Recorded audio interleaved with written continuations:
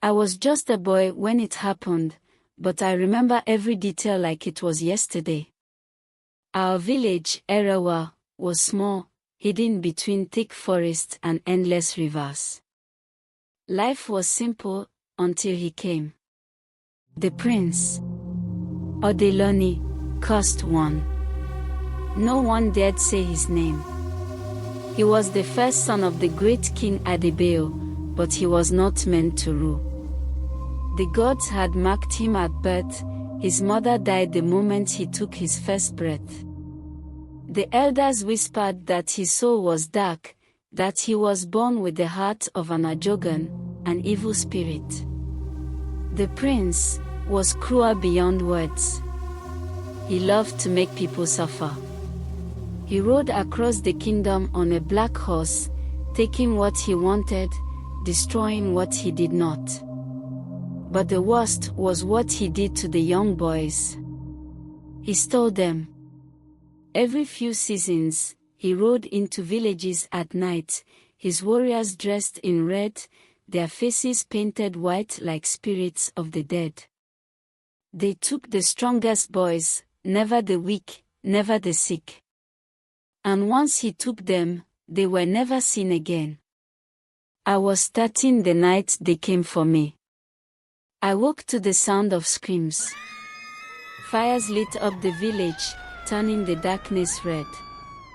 My father grabbed me, his strong hands shaking. "Don't make a sound, no matter what happens," he whispered. He pushed me into a clay pot where we stored grain, covering me with sacks. I held my breath. Outside, I heard heavy footsteps, the clatter of weapons. Then I heard a voice. Deep and smooth, like a snake sliding over dry leaves. "I smell fear," the prince said, chuckling. "Bring them out." I heard the wails of mothers as their sons were dragged from their homes. My heart pounded. My father's voice rose in protest, but then, a scream. My father's scream. I lost control. I burst out of the pot, running to him. The last thing I saw was my father on the ground, his life slipping away. The prince turned to me and smiled. His teeth gleamed in the firelight. "Oh," he said. "This one is strong." Then everything went black. I woke up bound to 5 other boys. We were tossed onto a cart, the wheels creaking as we moved deep into the forest. The journey lasted for hours. The air grew colder, the trees taller and darker. There were no sounds. No crickets, no birds. Just silence. Then, I saw them. The bones. At first, they looked like white rocks. Then I saw the skulls, the ribs, the broken limbs. Hundreds, no, thousands, piled beneath the trees, their empty eyes staring at us. One of the boys, a small one named Tond, began to sob. One of the warriors struck him with a spear. "Silence," he growled. The prince dismounted his horse and spread his arms. "Welcome," he said, grinning. "This is where weak men become shadows." I swallowed hard. The trees seemed to breathe around us. There was something wrong with this place. The prince pulled out a dagger. He turned to us and said, "Only the strong deserve to live. Fight or die." At first, we hesitated. But the scene exploded into violence as a warrior's blade flashed, sending the boy beside me crashing to the ground. The air was heavy with the weight of the moment. It was real.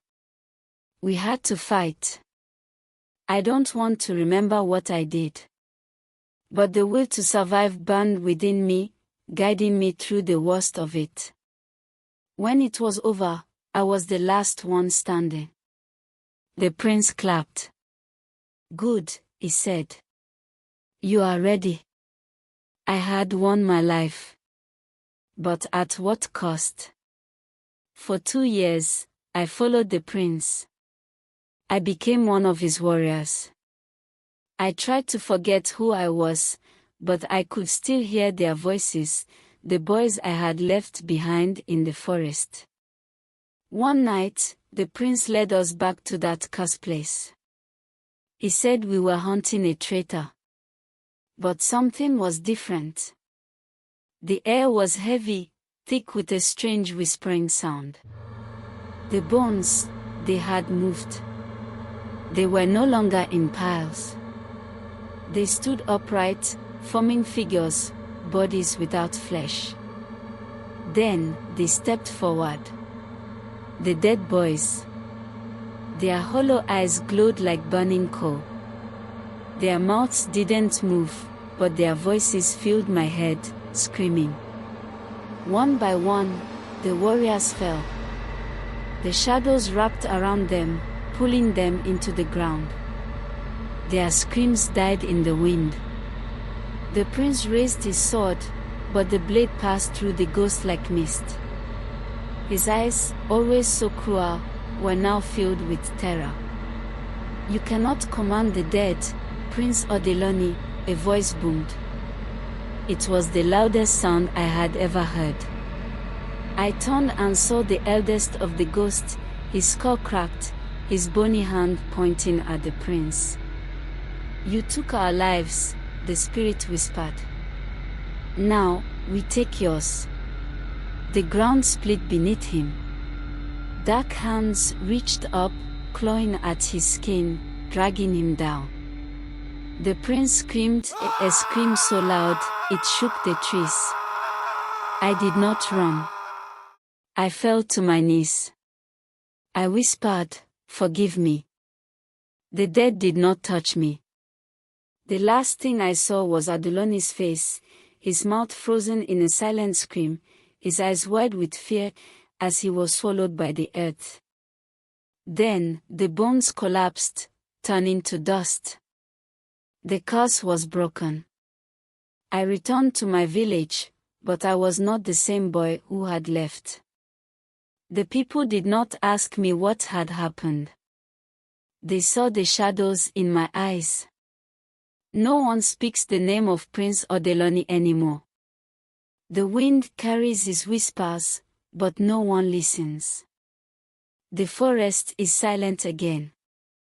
But sometimes, on nights when the moon is full, the trees begin to shake. The earth rumbles. And if you listen closely, you can hear his screams.